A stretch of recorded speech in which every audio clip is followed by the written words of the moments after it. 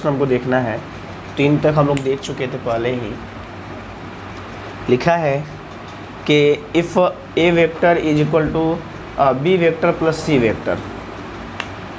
क्या लिखा है? अरे तुम क्यों निकल गया? ये देखिए, इसमें दिया है कि यदि ए वेक्टर जो है वो बी प्लस सी वेक्टर के बराबर है तो लिखता है कि देन इट ट्रू डैट। तो पूछ रहा है कि क्या अगर ऐसा है तो ऐसा होगा भी क्या कि इसका मॉड आ जाइए कि इसका मॉड इन दोनों के अलग अलग मॉड के बराबर हो। ठीक है, 1 मिनट भाई, आ जाओ जल्दी से। ओके ओके ओके, चलिए समझिए ध्यान से। कहता है, जरा बात को समझना है कि अगर चालू है ना, अगर A vector is equal to B vector plus C vector, ये अगर बात सत्य है, ये सही है, ठीक है, तो कहता है कि क्या अगर ये सही है तो ये भी सही होगा। और कहता है कि अगर ये भी सही होगा, ये कौन है जी? गुप्तेश्वर गुप्ता, 2 आदमी लिख रहा है। ये कोई सब नाम ना एक जैसा लिखना तब ना जी। गुप्तेश्वर गुप्ता 2 आदमी है जी, पता नहीं कौन है, तो देख लो। चलिए, तो हमें ये प्रूफ करना है कि देन अगर ये सही है तो ये भी सही है या नहीं। जस्टिफाई और आंसर अपने उत्तर को कह रहा है कि सत्यापित करें, सिद्ध करें, बताएं। चलिए, तो इसको सिद्ध करने के लिए हम लोगों को क्या करना है कि मान लेना है कि एक ऐसा ट्रायंगल है, ठीक है, एक ऐसा ट्रायंगल है, आपने पढ़ा भी है, जाना भी है। मान के चलिए कि इसका नाम कुछ इस प्रकार से हो, ए बी सी, ठीक है। और आपने, आवाज़ नहीं आ रहा है, आवाज़ तो जैसे जा रहा है जी। अभिमन्यु, तुम्हारा नेटवर्क प्रॉब्लम होगा, थोड़ा सा छत पर चले जाओ, देख लो। वैसे यहाँ से आवाज़ बाकी सब लोगों के लिए तो ठीक ही है, कोई दिक्कत तो नहीं होना चाहिए। नहीं है दिक्कत, और देख लो थोड़ा तुम भी। चलिए जी, तो हमें समझना होगा। मैं कह रहा हूँ, क्वेश्चन आपके सामने होगा बुक में, उसको देखिए। लिखा हुआ है कि अगर किसी तरीके से अगर ये वाली बात सत्य है तो आप प्रूफ करके बताइए कि ये वाली बात जो है ये भी सत्य होगा। मतलब उसको हम ऐसे जोड़े या उसका मैग्नीट्यूड निकाल करके जोड़े, बराबर होगा। तो इसको जस्टिफाई करने के लिए पूछ रहा है, ये नहीं कह रहा है कि है आप सिद्ध कीजिए, पूछ रहा है कि क्या ऐसा है तो ऐसा होगा क्या। अगर होगा तो आप इसको जो है कि नहीं क्या कीजिए, अगर सही है तो क्यों सही है, गलत है तो क्यों गलत है, इसका रीजन के साथ जस्टिफाई कीजिए, सत्यापित कीजिए। तो हमने माना कि ए बी सी एक प्रकार का ट्रायंगल है और इसमें एक ए बी वेक्टर है, एक बी सी वेक्टर है। ज़रा समझिएगा, एक ए बी वेक्टर है, एक बी सी वेक्टर है, और एक जो है वो ए सी वेक्टर है, ऐसा मान लिया जाए थोड़ा देर के लिए, कुछ भी ले सकते हैं ऐसा मैंने कहा। इसमें आप ट्रायंगल ला यदि लगा दें तो आप क्या देखेंगे कि अगर मैं इसको ए वेक्टर कहूँ, इसको बी वेक्टर कहूँ, इसको ए वेक्टर, इसको बी वेक्टर, तो अब आप बताइए ट्रायंगल ला क्या कहता है कि अगर किसी त्रिभुज की 2 भुजाएं इस प्रकार से हो कि एक भुजा का हेड दूसरी भुजा के टेल से मिल जाए तो उन दोनों का जोड़ उसका, अच्छा ए इक्वल टू बी प्लस सी है ना, तो थोड़ा सा चेंज करना पड़ेगा ना, बी और सी को जोड़ने पर। तो इसको बी मान लेते हैं, इसको सी मान लेते हैं। चलिए, इसको बी, इसको सी, हाँ जी, और ये है ए। अब आप यहाँ पे ट्रायंगल ला लगा के देखो, इसका हेड इसके टेल से मिल रहा है तो इन दोनों का जोड़ इसका तीसरा भुजा देगा जो इसके विपरीत दिशा में हो। देखिए इन दोनों का दिशा देखिए कैसे चल रहा है, ऐसे चल रहा है ना, मतलब घड़ी के दिशा में नहीं, घड़ी के विपरीत चल रहा है। तो इन दोनों का जोड़ कौन देगा? जो घड़ी की दिशा में चल रहा है। देखिए तीर का निशान डायरेक्शन बताता है, इन दोनों का डायरेक्शन क्या है? घड़ी के विपरीत, और इसका डायरेक्शन क्या है? घड़ी की दिशा। तो कहता है कि अगर किसी त्रिभुज में ट्रायंगल ऑफ वेक्टर एडिशन, सब लोग पढ़ा हुआ है भाई, 2 नियम इसमें पालन होते हैं। पहला नियम है ये कि अगर किसी त्रिभुज की दो भुजाएं इस प्रकार से हो कि एक का हेड दूसरे के टेल से मिल जाए तो इस प्रकार इन दोनों का जोड़ उस त्रिभुज की तीसरी भुजा देगा। तो यहाँ पर क्या निकलेगा, इन दोनों का जोड़ ये होगा, तो यानी ये वाला सत्य हो जाएगा।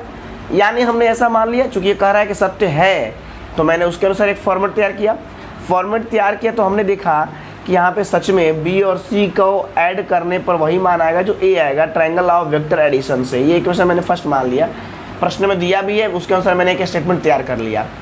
अब वो कहता है कि अगर आप ऐसे लिखिए, चाहे इसको घुमा दीजिए कि a is equal to B plus C, अगर वो सही है तो ये सही है, ये आपको देखना है, चेक करना है। तो मैंने पहले उसके अनुसार एक फॉर्मेट तैयार किया। अब आप खुद बताइए, यहाँ से इक्वेशन फर्स्ट ये क्यों आया है, triangle law of vector addition से, शॉर्ट में लिखे हैं triangle law of vector addition समझने के लिए।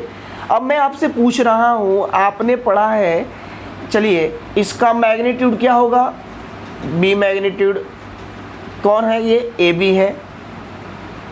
BC कितना होगा, BC की लंबाई कितनी होगी, BC लंबाई है, मैग्नीट्यूड है किसका, C का, और AC का, AC क्या है, A का मैग्नीट्यूड है। मतलब मैग्नीट्यूड मतलब उसकी लंबाई, पता है ना भाई, किसी भी चीज़ का मैग्नीट्यूड उसकी लंबाई बतलाती है, परिमाण बतलाता है। और वेक्टर में दो चीज़ होता है, एक मैग्नीट्यूड और एक डायरेक्शन। तो मैं कह रहा हूँ कि इस त्रिभुज की तीनों भुजा के बारे में मैंने बात किया, तो वो तीनों भुजा क्या है, तीनों वेक्टर का मैग्नीट्यूड है। अब इस बात को बड़ा ध्यान से समझिएगा, आपने पढ़ा है 9th क्लास में त्रिभुज का रचना जब पढ़ना था कि किसी भी त्रिभुज का निर्माण तभी होगा जब उसमें किन्हीं दो भुजाओं का जोड़ तीसरी भुजा से बड़ा हो। बात समझिए, यानी इसमें से किसी भी दो भुजा को हम जोड़ेंगे वो तीसरा से बड़ा होना चाहिए, बराबर नहीं होना चाहिए। यानी अगर हम बी और सी को जोड़ें, बी और सी मतलब ये भुजा और ये भुजा मैं कह रहा हूँ, इस भुजा को मैंने ए बी कहा है, समझिए, यानी ए बी ले लेते हैं और ये भुजा का नाम है बी सी। तो कहता है, ज्यामिति कहता है कि आप किसी भी त्रिभुज की दो भुजाओं को जोड़ेंगे तो उसका मान उसकी तीसरी भुजा से हमेशा बड़ा होगा। अगर बराबर हो जाएगा तो आप घर में ना क्या कीजिएगा कि ले लीजिएगा बराबर भुजा और एक त्रिभुज का निर्माण कीजिएगा। त्रिभुज बनेगा ही नहीं, प्रकार से आप बनाते हैं ना, जैसे मैं कहता हूँ एक ले लीजिए 2 सेंटीमीटर, एक 1 सेंटीमीटर और एक 3 सेंटीमीटर, इसका एक त्रिभुज बनाइएगा, नहीं बन पाएगा भाई मेरे। पता है क्यों, आप ऐसे करोगे 2 सेंटीमीटर काटोगे, यहाँ से काटोगे 1 सेंटीमीटर, यहाँ से काटोगे 3 कट भी नहीं करेगा वो। अब ये यहाँ चल जाएगा और ये वाला, मतलब ऐसा कुछ कंडीशन आ जाएगा कि वो कटेगा ही नहीं। ये इस प्रकार से हो जाएगा, ऐसे, ये इस प्रकार से, ये इधर चल जाएगा, इधर चल जाएगा। त्रिभुज का निर्माण संभव ही नहीं। क्यों? क्योंकि इसमें इन दोनों भुजाओं का जोड़ इस भुजा के बराबर है। तो कहता है ज्यामिति कि दो भुजाओं का जोड़, किसी दो भुजा को, यही नहीं ये दोनों, कोई भी दो जोड़े, देखो 2 और 1, जैसे मान लो हम ले लेते हैं ऐसा 2 3 ऐसे करते हैं 3 4 और 5। अब देखो 3 और 4 7, 5 से बड़ा है, 5 4 9, 3 से बड़ा है, 5 3 8, 4 से बड़ा है। तो किसी दो भुजा का जोड़ तीसरी से बड़ा होना चाहिए और किन्हीं दो भुजाओं का अंतर तीसरी से छोटा होना चाहिए, ज्यामिति कहता है। तो उस आधार पे मैंने देखा कि तब तो इन दोनों का जोड़ इसके बराबर, इससे बड़ा होगा। और यहाँ पे देखो कि AC क्या है, A का मॉड है, तो हमने लिख दिया A का मॉड, ये ग्रेटर का साइन लेस देन का।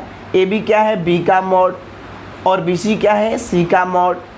अब आप खुद देखो, यानी कि ये सही है लेकिन ये वाली बात सही नहीं है, क्योंकि वेक्टर के केस में ऐसा हो सकता है कि किन्हीं दो वेक्टर्स का सम उसके थर्ड साइड के बराबर हो जाए, लेकिन मैग्नीट्यूड के दृष्टिकोण से ये कभी भी संभव नहीं है, क्योंकि इस तरीके में त्रिभुज का निर्माण ही संभव नहीं है।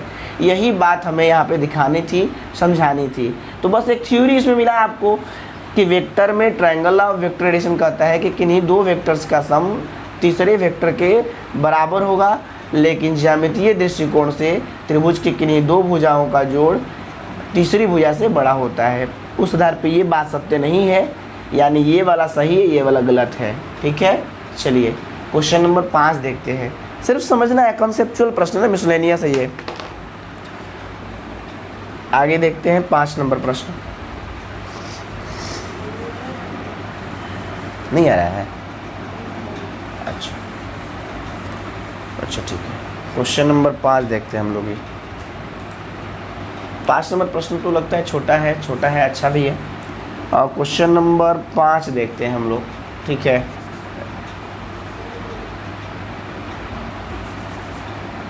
आ जाओ, चलिए, अरे आ जाओ भाई। 5 नंबर प्रश्न कहता है, देखो ध्यान से, find the value of x which x i plus j plus k is a unit vector. अब लो, मैंने तो कह दिया जब यूनिट वेक्टर का है समझ जाते हो तुम।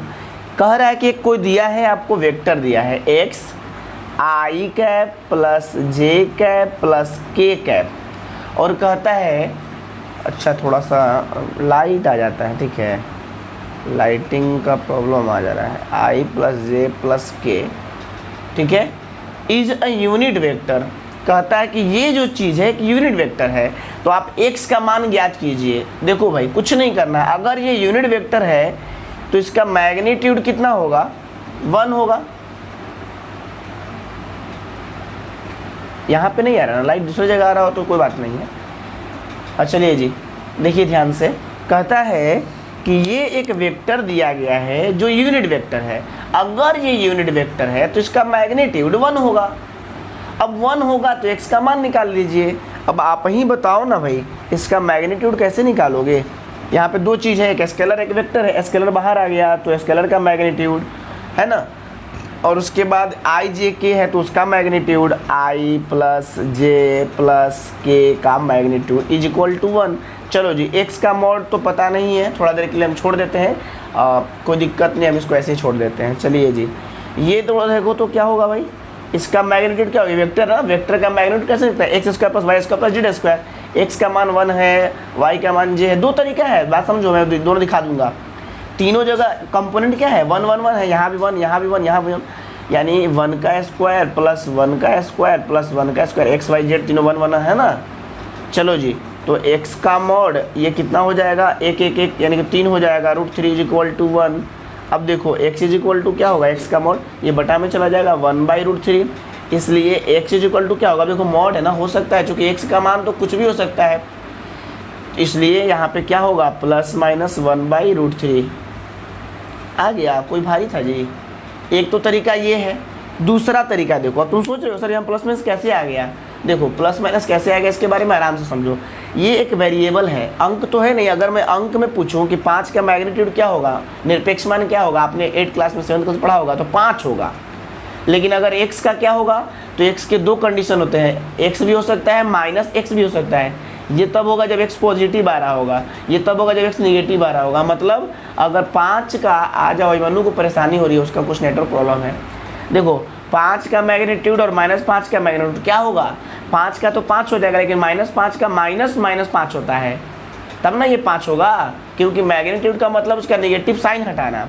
और नेगेटिव साइन हटाना इसका कारण क्या है कि अगर वो पॉजिटिव है तो कोई बात ही नहीं है, लेकिन नेगेटिव है तो नेगेटिव से ही गुना करने पर वो नेगेटिव नेगेटिव कैंसिल आउट होकर के पॉजिटिव बनता है।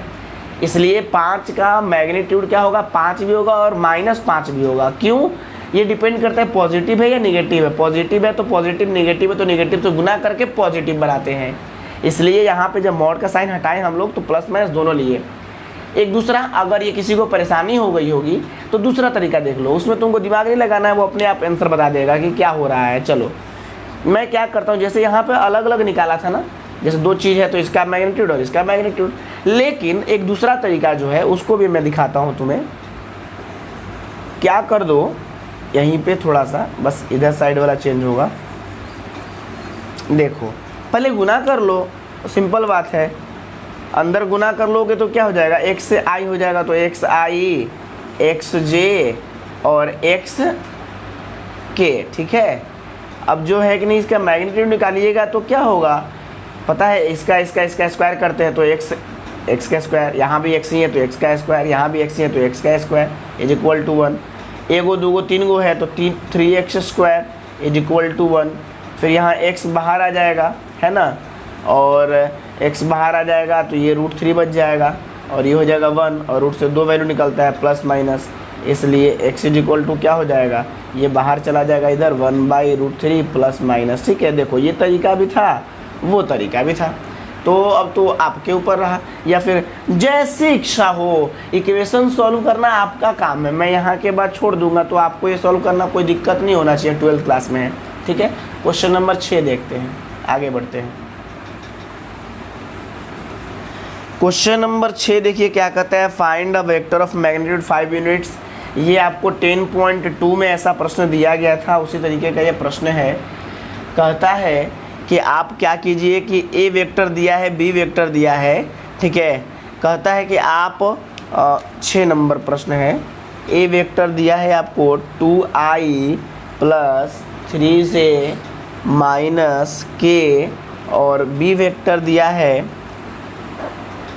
i माइनस 2j प्लस के। 2 वेक्टर्स आपको दिए गए हैं, ठीक है। और इन दोनों वेक्टर्स को देने के बाद कहता है कि find the vector of 5 magnitudes and parallel to the resultant of the vectors. मतलब ना, ये 2 वेक्टर्स आपके सामने हैं, इन दोनों के रिजल्टेंट जो वेक्टर है उसके पैरेलल 5 यूनिट का एक वेक्टर चाहिए। मतलब क्या करना होगा कि पहले तो इसका रिजल्टेंट निकालना होगा।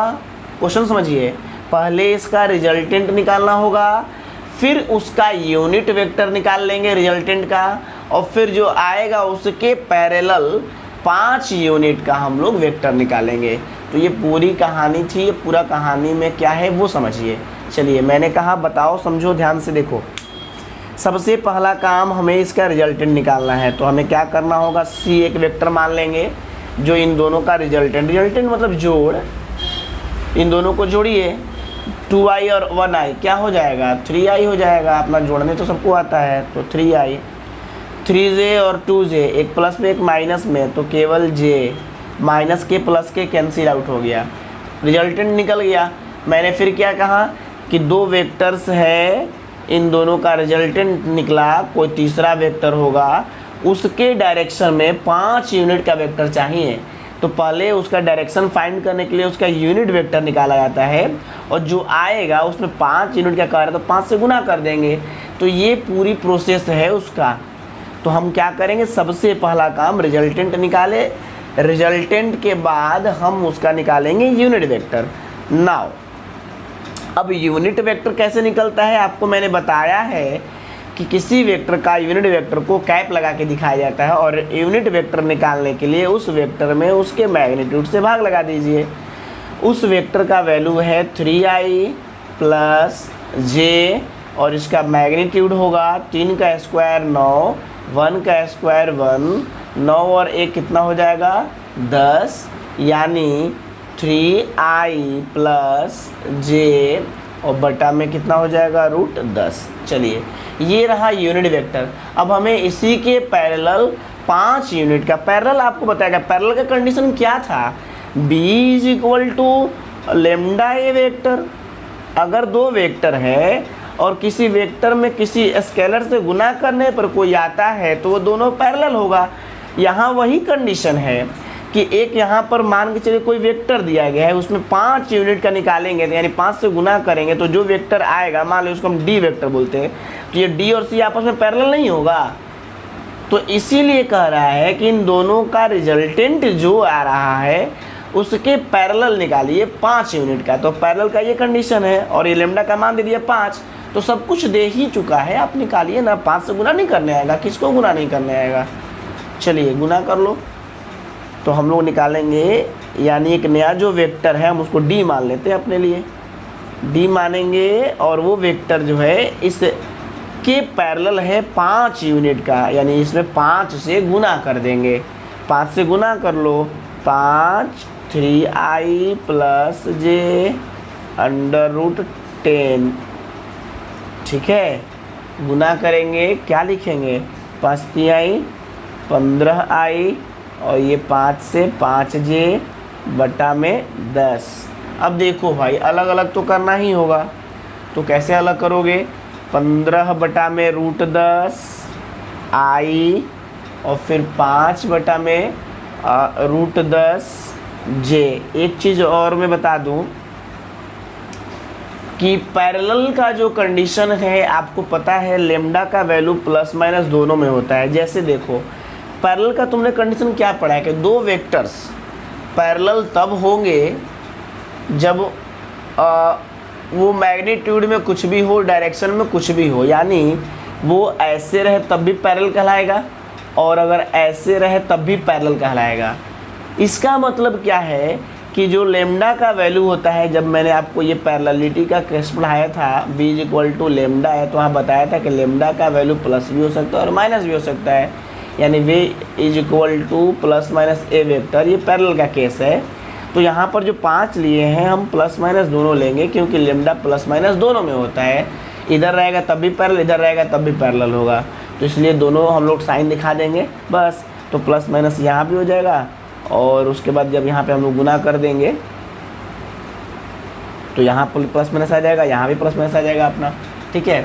तो इस प्रकार से अब एक चीज़ देखो, कहीं हो सकता है कि आंसर में आपको ना क्या किया होगा, रेशनलाइजेशन कर दिया होगा, परमीकरण कर दिया होगा। तो परमीकरण करना सबको पता है ना, नीचे वाला जो चीज़ है तो उसे ऊपर नीचे गुना कर दोगे, कर लोगे या बता दें, कर लेना चाहिए, ठीक है। √10 से ऊपर नीचे गुना कर दोगे, फिर इसमें भी √10 से ऊपर नीचे गुना कर दोगे तो आंसर आ जाएगा। बात बस इतना ही समझना था, इन दोनों का रिजल्टेंट निकालो, उसका यूनिट वेक्टर निकालो, उसमें 5 से गुना कर दो, हो गया बात। जो प्रश्न कह रहा है कि इन दोनों के रिजल्टेंट के पैरेलल 5 यूनिट का एक वेक्टर फाइंड कीजिए, ठीक है। आगे तो इसमें 10 से तुम परमीकरण करोगे तो मैं दिखा देता हूँ, उसे भी अगर परमीकरण करना नहीं आता होता किसी को शायद तो वो देख लेगा थोड़ा। चलिए, हालांकि आंसर आपका यही है, लेकिन फिर भी अगर परमीकरण करने की बात कह रहा है तो आप क्या करेंगे, प्लस माइनस 15 है, ऊपर √10 से नीचे √10 से, आई लगा रहेगा, प्लस माइनस फिर 5 है बटा में √10, ऊपर भी √10, ओहो नीचे तो किए ही नहीं, और नीचे भी √10, जे लगा रहेगा। परमीकरण तो समझे है ना, ऊपर नीचे गुना कर देते हैं, प्लस माइनस ये हो जाएगा 15 √10 और ये हो जाएगा 10, ये हो जाएगा 5 √10 और ये हो जाएगा 10। ये देखिए 5 दूनी 10 + 15, 5 दूनी 10 कट ही गया, तो हो गया प्लस माइनस 3 √10/2 आई, और ये हो जाएगा प्लस माइनस √10/2 जे, ठीक है। इस प्रकार से आपका आंसर